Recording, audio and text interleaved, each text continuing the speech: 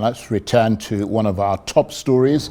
The White House defending the Secretary of Defense, Pete Hegseth, against allegations that in September he instructed the U.S. military to kill everyone on board a suspected Venezuelan drug smuggling vessel. The White House Press Secretary Caroline Leavitt said the incident occurred in September and confirmed that a second round of military strikes was ordered on the alleged Venezuelan drug boat, but that no order was given to kill everybody, as the US media reported. Well, Arise special correspondent James Blue is in London.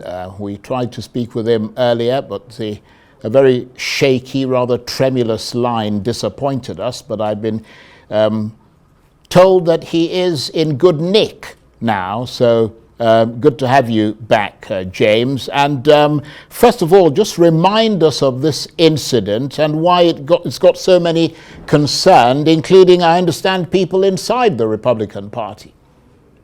Yeah, Charles, I hope this is a better connection and that you can actually hear me now.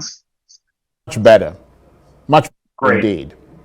Excellent. So, Charles, the issue is that there are military operations going on in the Atlantic and in the Pacific where the U.S. military is taking out drug cartel ships that they say are bringing drugs to the United States. And the big issue with this particular incident is that there were people who had survived the initial attack who were struggling for their lives. And the rules of war are when you have casualties, you're supposed to rescue them, provide them care, and bring them and keep them alive. Apparently, Secretary Hegseth ordered that people not be rescued, but they actually be shot and actually bombed a second time. And there are people who are saying, both Republicans and Democrats, that this has to be investigated because it could actually end up being a war crime. The actual premise for these attacks are very unclear. Many people in the U.S. In the Congress believe they are unlawful. And so the administration is really coming under fire for a practice that many are seeing as challenging and potentially illegal. And the White House, as you hinted there, James, has confirmed it was a so-called double tap, which is a follow-up missile strike that kills survivors, but that Mr. Hegseth did not give that second order. There is considerable worry, as you pointed out, that that could amount to a crime.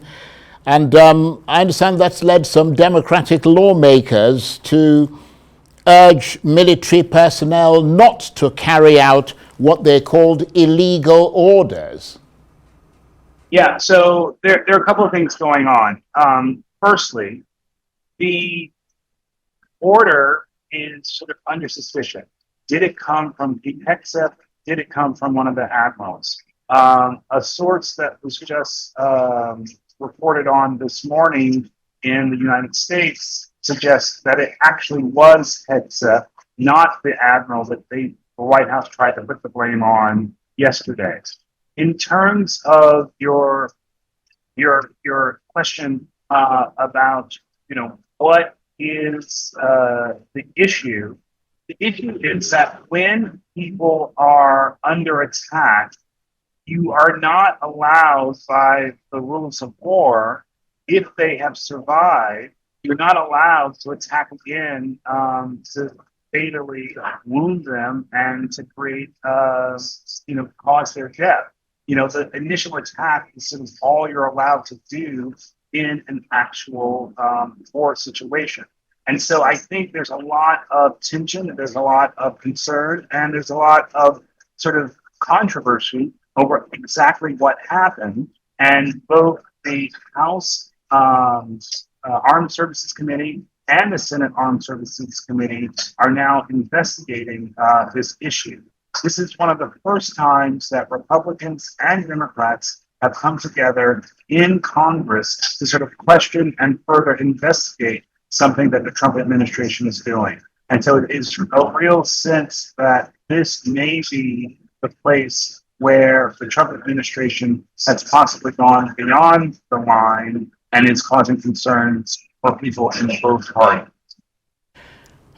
And is it fair to say, James, that Pete Hegseth was a controversial choice for Defense Secretary?